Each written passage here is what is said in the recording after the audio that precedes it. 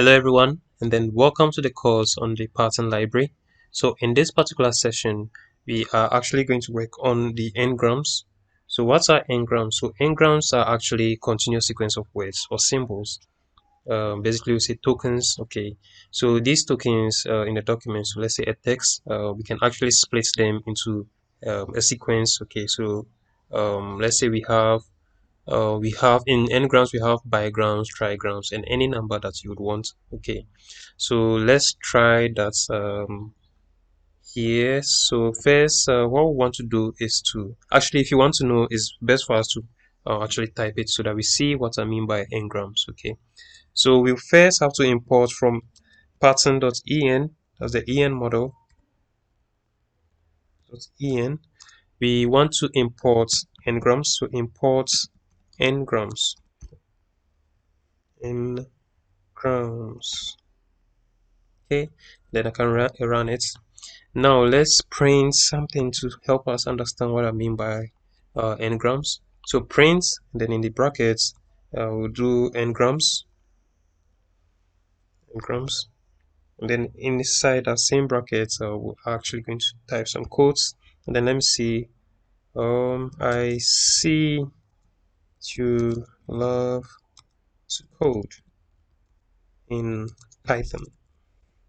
Okay, so outside this, that's the quotation comments. I'll put a apostrophe or a comma, and then the number of ngrams that I want. Okay, so n equals, let's say 2, so bigrams. Okay, so we want to split them to 2. So to split them, let's see. So I see, I think we should have you love to code, and then we have in Python. So let's run it and see the outcome. So you can see it splits them into 2. Okay, so I see, okay, we have see you love to code and the likes. Okay, so you can change the numbers here. Let me try one and see. So unigram. Okay, so unigram. Okay, so I see you love to code in Python. Okay, so let me just copy this, go and paste it here, and then I'll change it to 3. So you have a trigram. Okay, so trigrams, you can see I see you love, and then you love to code. Okay, so basically this about ngrams, and then this very helpful in natural language processing.